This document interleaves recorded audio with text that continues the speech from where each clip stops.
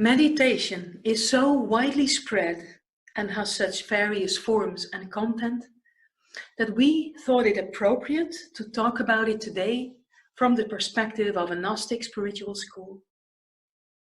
Because the Gnostic teachings state that of all living creatures, only we as human beings are twofold, namely mortal as to the personality, but immortal as to the truly spiritual being dormant in each human being. This spiritual being, this other one in us, is imprisoned within our hearts, waiting to be released. And it speaks to us. It urges us to seek for truth. And it is the task of the mortal human being to learn to recognize this inner voice and to allow it to grow and mature. And now that we find ourselves today in extraordinarily challenging and changing situations, many are those who are reflecting on issues such as health, society, harmony, non-conflict, and so on. And from the point of view of the Golden Rosy Cross, these are all values that can only be truly realized at a higher level of human existence, namely at that level of the immortal being within us. Many people feel that the old society is disappearing, as if humankind has set sail towards a new yet unknown horizon, a new society. But what could such a society look like? On what unifying principles should such a new society be based? What is the compass bearing here? And of course, does meditation come into this? And if so, how? Now, what really is meditation? The word meditation comes from the Latin word meditare, which means to contemplate. But in our days, this word meditation is often used to signify an exercise in order to obtain a certain inner orientation. And usually meditation is a practice repeated on a regular basis. And because of the widespread interest in the spiritual path today, many various methods of meditation have developed. Most of them come from religious traditions that are rooted in both Western and Eastern traditions. Christianity, for instance, has used meditation as a means of turning inward, for instance, as meditative prayer in certain churches, already since the first centuries of our era. The Eastern religious tradition is the source of various forms of meditation, such as the breathing exercises of the Buddhists, the use of mantras of the Hindus, of mandalas of the Tibetans, and dance and music of the Sufis.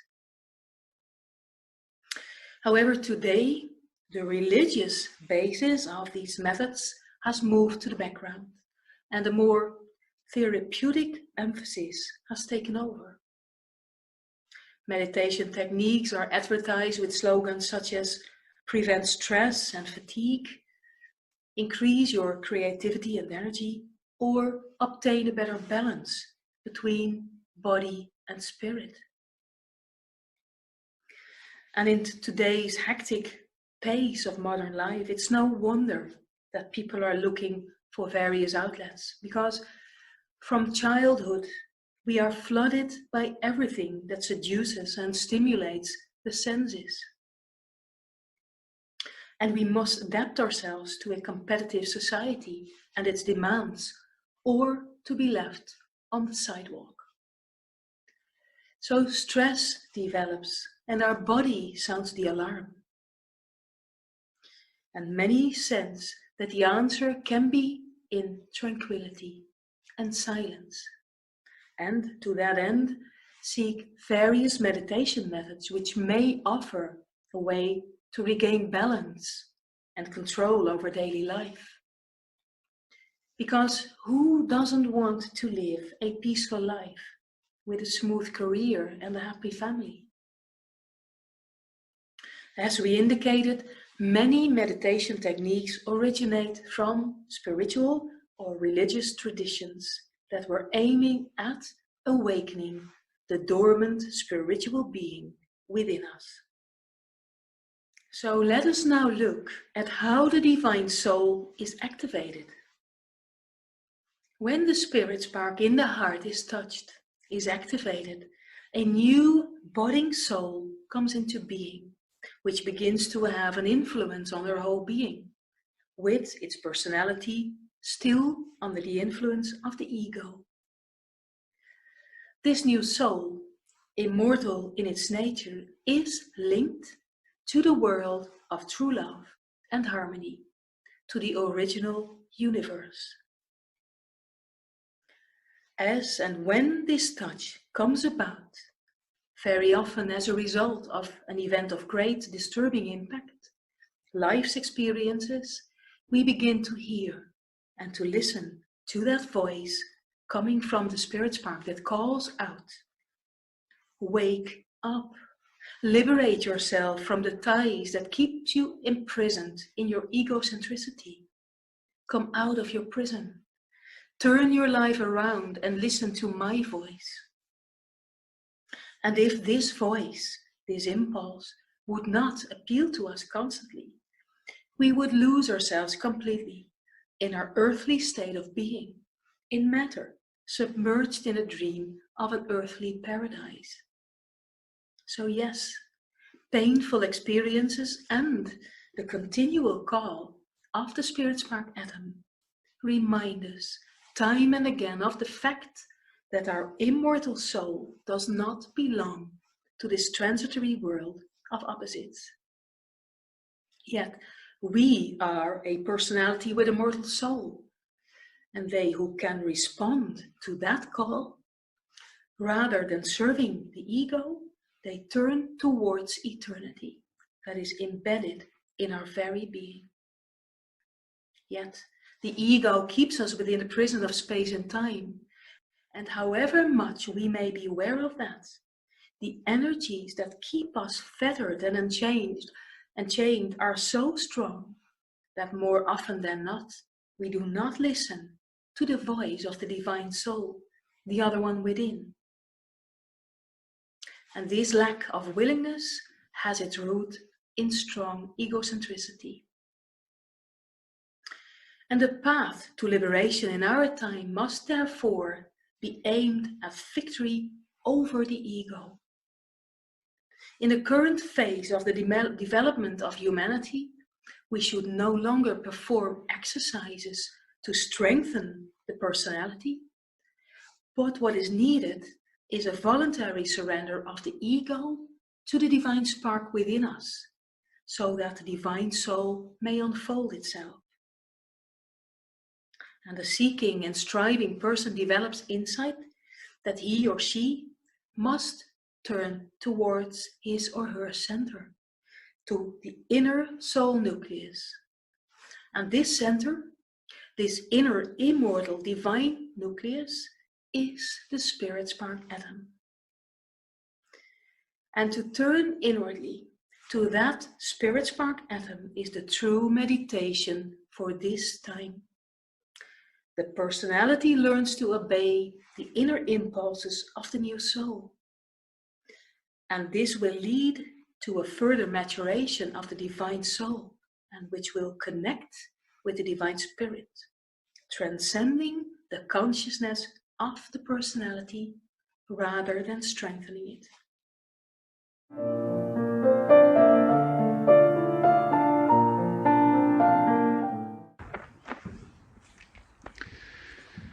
So if we look at why people practice meditation, then we can see two main reasons. One is that they search for an improvement of their existence. We try to find relief. We try to possibly overcome stress and powerlessness. But mainly, we all try to escape from the burden that many often life imposes on them, on us, on everyone. And number two, they seek for the transcendental, for the superhuman. We could even say the divine.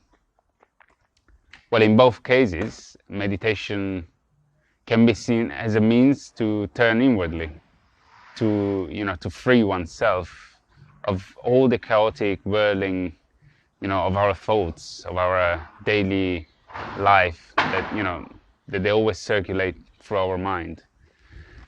However, in the first case, the aim is fully linked with the personality aspect of our being, the personality which is controlled by the ego and which is not aware of, or many often is even opposed to the eternal aspect in us.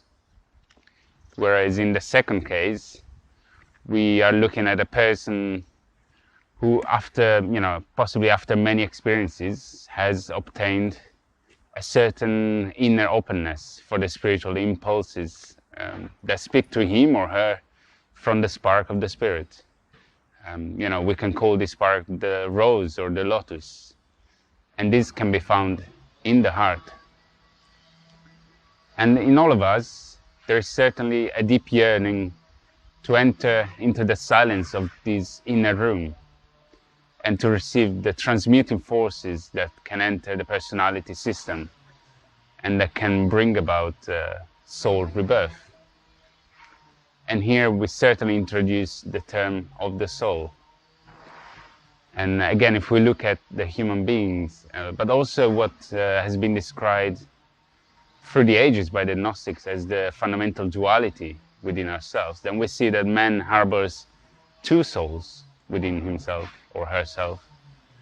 The first soul is mortal and develops from all the perceptions and all the experiences of the personality.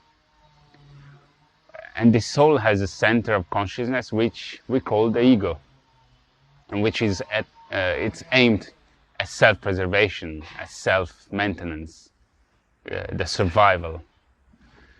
But then there is another soul, the immortal soul, which currently or possibly merely exists as a dormant principle, but which can transform our entire being into a mature, immortal being.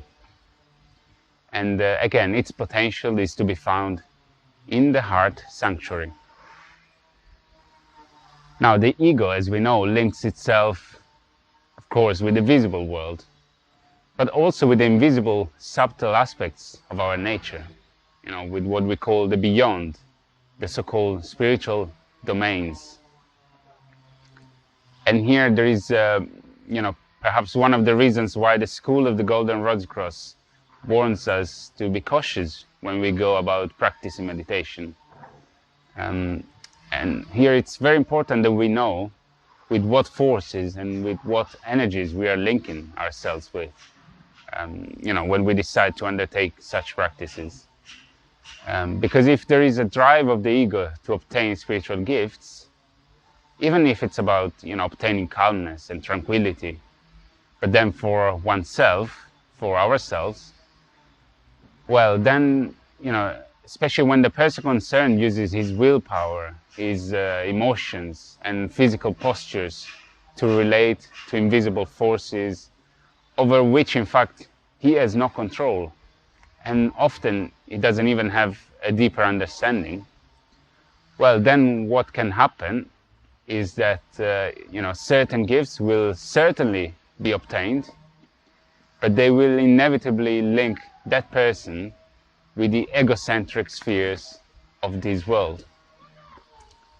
And then again, what happens is that egocentricity, however subtle, increases, while the potential immortal soul, which is not egocentric, it's actually absolutely loving, well, this eternal soul is then pushed more and more into the background. So let's once again consider the situation. So we need to understand that our true task as human beings is not the development of the earthly self, but the awakening and the unfolding of the divine self. in the practice of daily life. In other words, we need to develop a new soul. And it is our task to lead this new soul to its origin, to the divine sphere of life. And to do this, the voice of eternity coming from the divine essence in us certainly makes itself heard and awakens the memory of its origin within ourselves. And we call this the great homesickness or pre-remembrance. So it's really important that we know the difference between these two forms of meditation. So the first form is that we activate and we empower the natural soul within ourselves, while the second one opens up ourselves to the radiations of the spirit spark. And while the first method leaves us within the boundaries of the world of space and time, and might even strengthen our captivity in it, like a prison, well, the second method leads to liberation from this egocentric nature, and in fact, it leads to a development that bring about, the divine nature, opens up the divine nature. And every human being, me, you, everyone, has a choice in this matter. And again, knowledge of this difference is essential, because knowledge and insight constitute the first step on the path to liberation. And the School of the Golden Rosy Cross makes this path known to all interested people and frees the power for those who want to go this path. So in this way, the Gnostic path of liberation is then opened up for all human beings. But there is a requirement, which is an awakened spirit spark atom. And as we said before, the sleeping spirit spark atom awakens after many, often bitter experiences and over many incarnations. But as soon as this happens, then our orientation, our focus turns inwardly. That awakening spiritual principle at the center of our being then becomes also the center of our life. And then, as you will understand, you don't have to do any exercises or courses. This is not necessary anymore. From the insight that comes from this new awakened spiritual spark, well, from this insight it develops a seeking, an inner disquiet, that we can call the desire for salvation. And this is a deep longing for healing, but again, not for oneself, not for ourselves, but in the spiritual sense. So in a universal sense, we could say. And this longing, like a magnet, this longing for salvation attracts new soul forces that are then freed from the spirit spark in the seeker.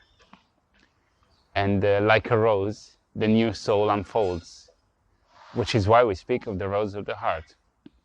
And the unfolding of the rose is the fundamental reversal, the turning point in our life, in the life of the seeker. And this gravitation point, this focus in our life, in your life, possibly, doesn't lie outside of ourselves. It lies within ourselves and turns us to the light, to the gnosis. With the help of the radiation field of a spiritual school, the inner process of liberation can then develop. And the School of the Golden Rose Cross is such a spiritual school. And by partaking of the power field of the spiritual school, Gnostic forces enter our microcosmic system, our life, our entire being. And then what matters is that we follow the voice of the rose, and that we act according to the insight that this rose brings to us. And this process certainly contains meditative aspects. We cannot deny this. But a candidate on the path does not drown in inner or outer chaos. No, but we learn to look, at one's life, at ourselves, but as if from a distance. And in this way, we can then evaluate all that we encounter, all our thoughts, all our feelings, but without getting carried away by them. And then we start listening to the inner voice, and what happens is that we open ourselves more and more to the influences of the growing new soul, and yet we firmly stand in everyday life. We still need to fulfill our tasks here, and we are not neglecting any of our obligations. So it's not about hiding away deep in the cave on top of a high mountain, but it's to realize all these in our lives. And this is certainly an exceptional situation, because, as we said, we actively partake in life, and at the same time we consciously experience the spiritual essence. And applying the self-awareness that is so characteristic for our times, we can then go a very conscious path in self-authority and in freedom. And again, no exercises are then needed here. The inner voice, which is not speaking, anymore from our projections, but speaks directly from the spirit spark atom. Well, this inner voice transforms the inner silence within ourselves into a state of life. Purification then becomes a key word for us, and is indicated by the budding new soul. It shows us the way.